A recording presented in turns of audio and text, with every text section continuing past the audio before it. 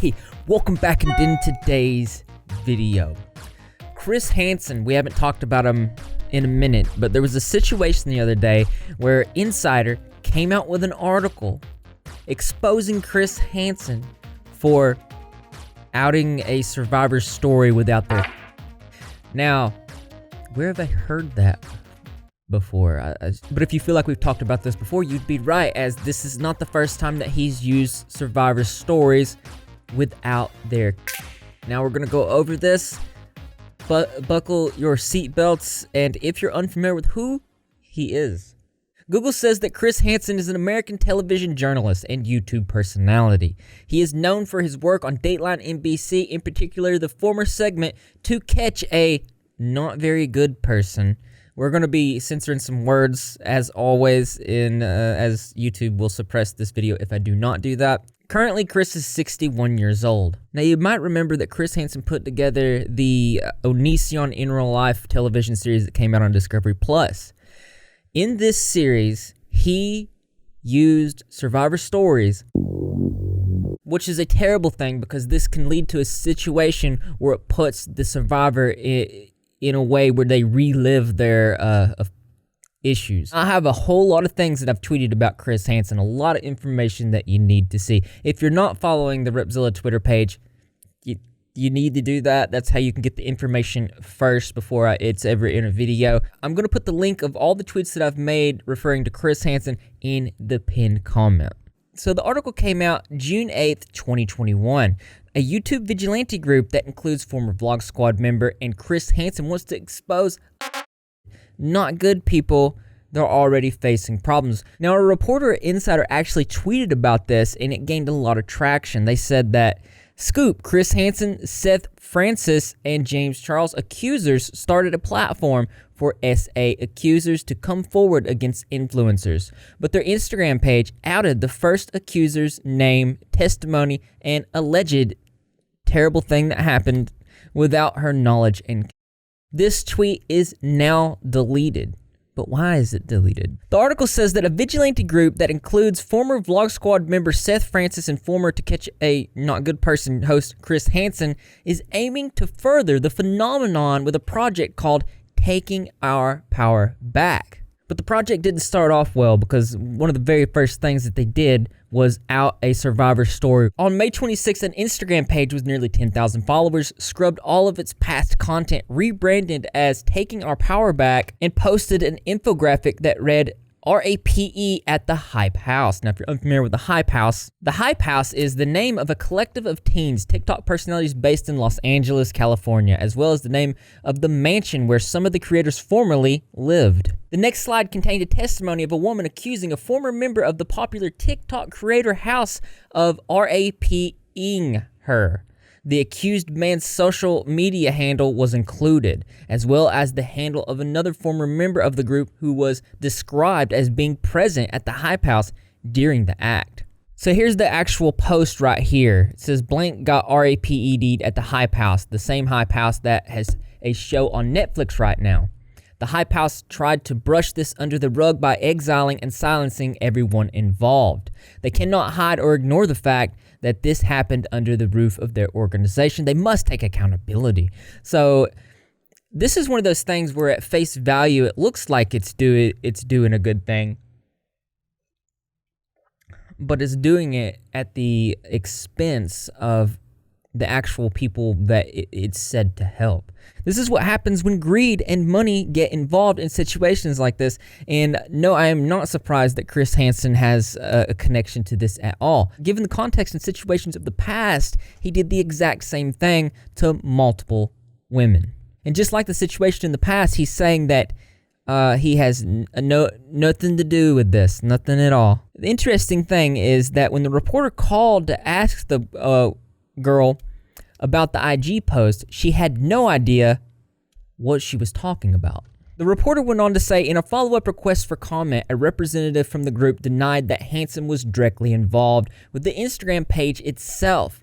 This reflects what is already in the story. One user saying, let's not forget Chris Hanson also denied the existence of the Onision documentary when it was in fact in the works and a done deal. And if you're not familiar with that situation, about 9 months ago I made a video titled Chris Hanson, the Onision Show, where we went over in detail where he said that he was not doing this. This was not something that was happening, but in fact it was happening. He was saying that he had no connection to it, when in fact he did have connection to it.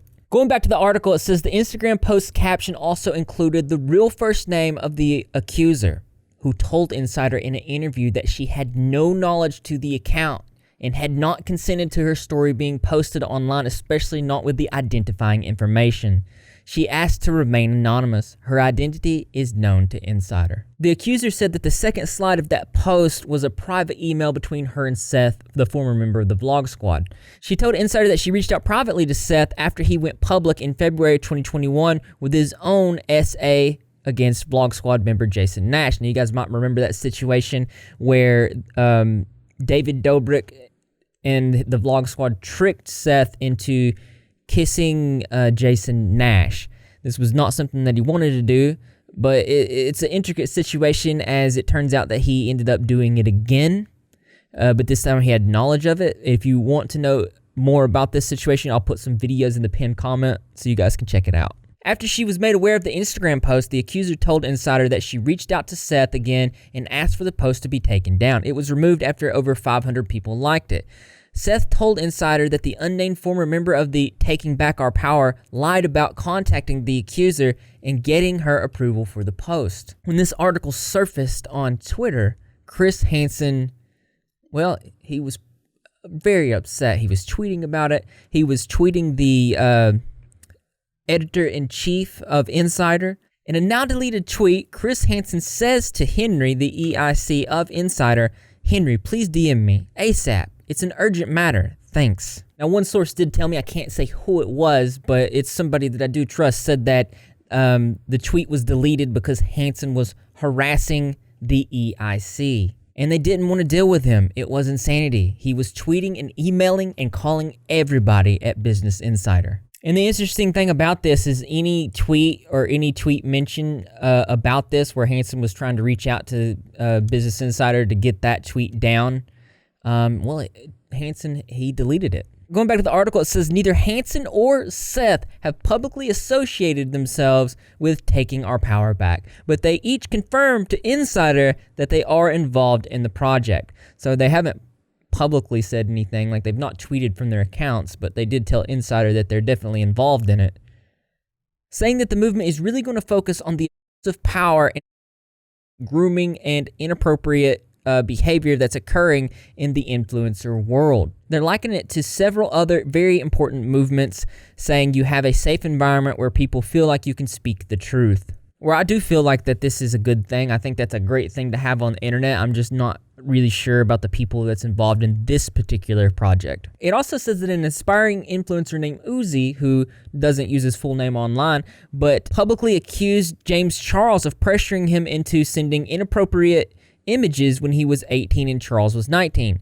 Uzi told Insider that he was a fan of Charles and that Charles manipulated Uzi through an imbalance of power dynamic. Uzi is also working with Seth and Chris Hanson. Apparently, Uzi has taken ownership of the movement's Instagram page, writing on his Instagram story that me and our team have decided to put together a project that I'd like all of you to check out. Uzi said this underneath the Instagram post that is now deleted, the one that outed the accuser without their permission. And the group also told Insider they're in the final stages of putting together a website that would feature more stories and testimonies from accusers, including those who have accusations against people like James Charles, Jake Paul, Austin McBroom, and TikToker Zoe Laverne. And on top of that, Chris Hanson's trying to make TV shows out of each of these different things, saying Hanson is looking to greenlight from production companies who may be interested in a series featuring influencer accusers. One of those companies is Blackfin TV, which produced Onision in Real Life, the controversial series that featured Hanson. Hanson has also expressed interest in developing a project around James Charles, both privately, in conversations with Blackfin, and publicly, by tweeting at influencers Tana Mongo, I always mess that up, and Marlene Estelle. Both have publicly feuded with James Charles. The article goes on to say that Chris Hanson is open to criticism right now about this, and I respect that. I got some criticism for you. Stop outing people's stories and using them for profit, for gain, without their permission. I think it's a great idea. I think the premise of it, I think it's beautiful. I think standing by survivors, that's something that I've always stood behind. That's something that means a lot to me. It's a great idea. But the people that are behind it, I don't trust them. And how he's behaved towards me and how he's behaved towards survivors. Most of the survivors that he's interviewed to do with the Onision situation, to do with the Davi Vanity situation, there's not a mutual love there. It's and it's for a good reason. So it's interesting that he pushed so hard to get this article taken off of Twitter. But this is just my opinion on this situation. I know we haven't talked about Chris Hanson in a while, and I'm interested in what you think, because as interesting as this is, there's always something that's more interesting to me. That's right, you guessed it. I want to know what you think. So why don't you go ahead and leave your creative and interesting responses in the comment box below. Thumbs up, those likes, and as always, brothers and sisters, I will see you in the next video. So that's, I don't know what to think about that. I haven't heard from Hanson in a bit about these situations, and the very first thing, like the last thing I heard was he was using survivor stories about their consent, and then this most recent thing, he's technically not connected. It's weird. It's a weird situation, because you see that he's saying, oh well, we're connected, but I haven't told people that I'm connected to it, but just so you know, we are connected. I mean, clearly he's connected to the thing. They're pulling strings on this, trying to make TV shows out of this.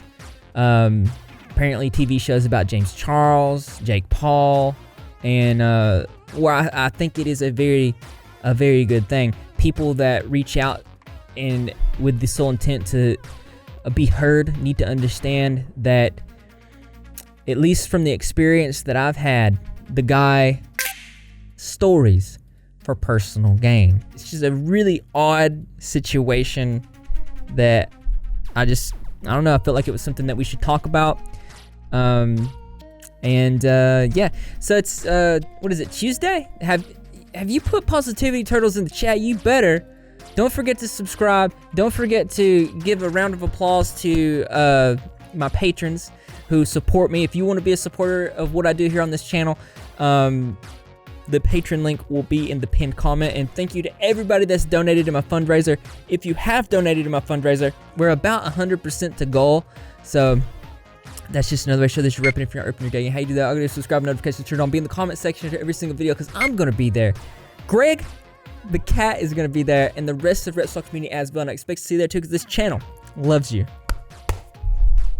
Greg, what you doing, buddy? Hungry? Let's go eat them new Hot Pockets.